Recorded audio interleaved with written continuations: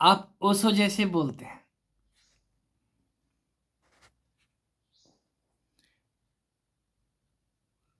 मैं ओशो जैसा नहीं बोलता हूं। मैं किसी के जैसा नहीं बोलता हूं। यदि आप कह रहे हैं तो आपको इतना ही बता दूं, आप भी अपने जैसा बोले जान के।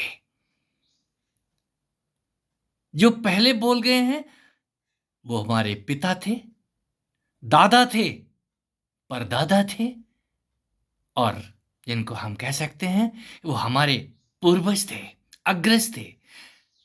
एक आखिरी शब्द, वहां हम ही थे। यदि आपको लगता है कि मैं उनके जैसा बोलता हूं, ऐसा ही होता है। ये समय ठिठक जाता है और ये धरा कभी भी खाली नहीं रहती है। आखिर कोई तो चाहिए ना। स्कूल में यदि मास्टर ही ना हो तो उस स्कूल की गरिमा का क्या होगा। इस सीक्रेट यूनिवर्सिटीज, विश्वविद्यालय कभी बिना मास्टर के नहीं होते हैं। यहां मास्टर सदा ही उपलब्ध होता है और मास्टर से फिर मास्टर निर्मित होते हैं। मेरे बाद मास्टर आएंगे और मेरे से पहले तो मास्टरों की कतार थी, होनी ही चाहिए। बात जागरण की कर रहे थे हम, और उन्होंने बीच में टोक दिया, आप तो ओशो जैसे बोलते हैं। ऐसा ही ओशो ने बोला है। नहीं, ओशो जहां पे छोड़ गए थे मैं वहां से शुरू कर रहा हूं। उन्हीं का काम। बहुत ओशो हैं जिनके पास स्टेज नहीं है, मंच नहीं है, प्लेटफॉर्म नहीं है, और उन्होंने भी बोला है। मैं उनकी वाणी को भी याद करता हूं। क्यों? ये माइंड जब ट्यून होता है तो बहुत सारे ऋषियों की वाणी गूंजती है।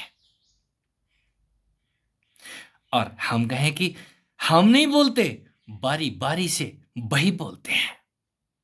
और जब वो बोलते हैं तो आपको जागने की बात करते हैं। जागो साथियों। शरीर में छोटी छोटी क्रियाएं 24 घंटे आपके होती हैं। क्रिया, इसी को क्रिया योग कहा है। हे अर्जुन, मैंने ये क्रिया योग सूर्य को दिया था, सूर्य को, और सूर्य ने सबको बता दिया। संक्षेप में कहूं तो यहां सूर्य क्या है?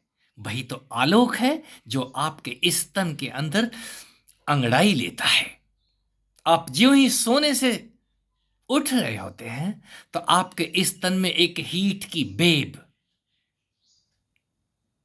दौड़नी शुरू होती है। वो किस सेंटर को हिला रही है, आप जरा सजग हो जाएं।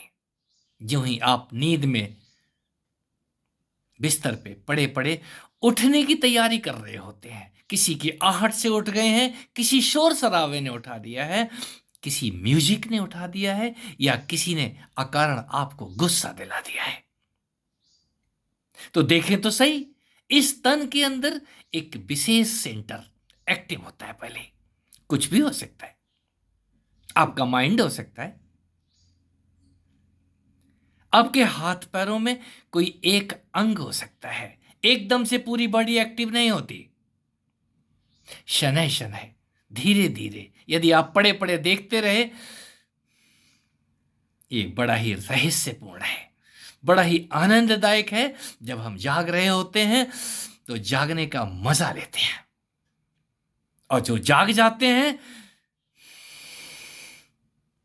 ऐसा नहीं है वो सोते नहीं है, वो प्रति पल प्रति क्षण एक एक मोमेंट का आनंद लेते हैं। हमने जाग को आनंद भी कहा है। जाग ही आनंद है, और जब वो आनंद आने लग जाए तो प्रतिपल उत्सव होता है। यदि ओशो ने कहा है कि यहां पर उत्सव ही उत्सव है, पहले जाग तो जाओ, और जो जाग गए हैं उनके लिए ये धरा उत्सव से भरी होती है। इन लहरों की सवारी करो।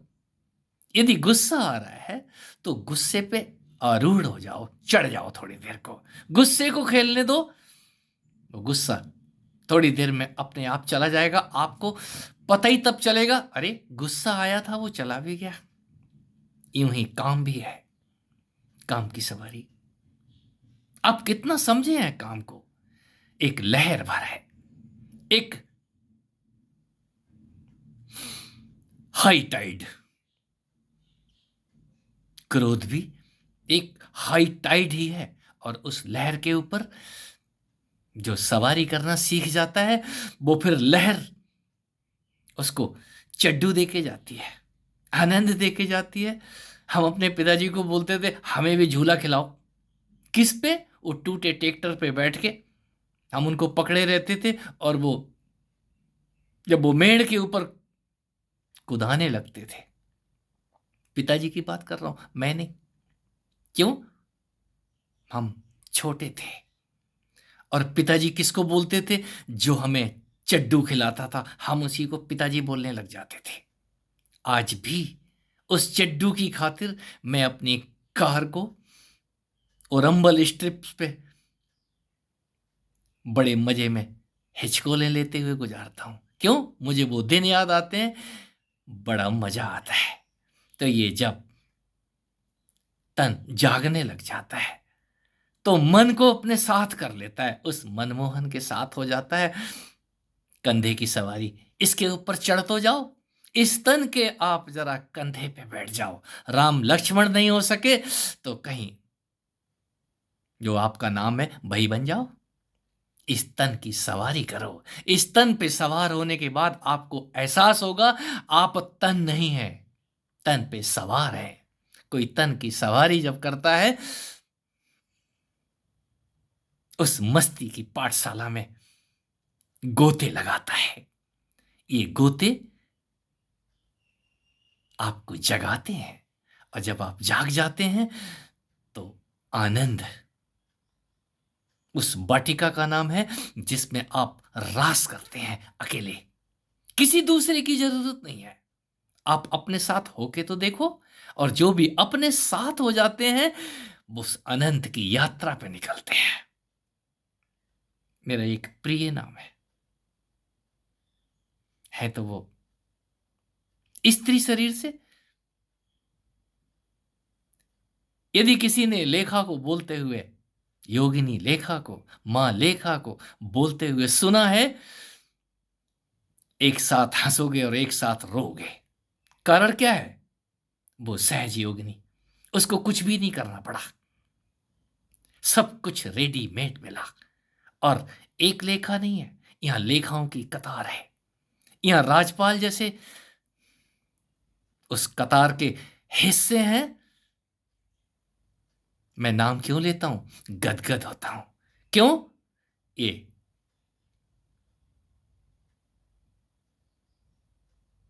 गुणगान करने का जी करता है।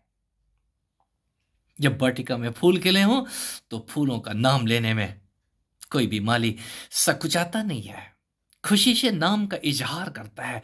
इसको गुलाब कहते हैं, इसको वैशाली कहते हैं, हम इसको लक्ष्मी कहते हैं, हम इसको रमा कहते हैं, हम इसको सरस्वती कहते हैं, हम इसी को जोगी कहते हैं। बहुत सारे नाम हैं।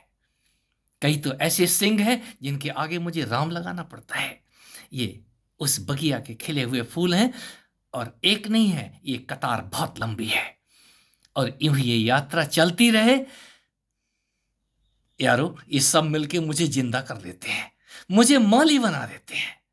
मैं माली तो हूं ही, साथ में उन फूलों की सुगंध का आनंद लेता हूं जो ये फूल महकने शुरू हो गए हैं। पहली महक तो मुझे आ रही है। जागने का आनंद ही आता है। जब वो आनंद आए तो आप भी सकुचाए नहीं, अपनी वाणी को मुखर करें। कोई कुछ भी बोले, यही तो बोलेगा आप फलाने के जैसे बोलते हैं, बोलने दो। आप अपने जैसे बोलिए, आप अपनी भाषा का अपने शब्दों में इस्तेमाल कीजिए और गुणगान करना बुरा नहीं है।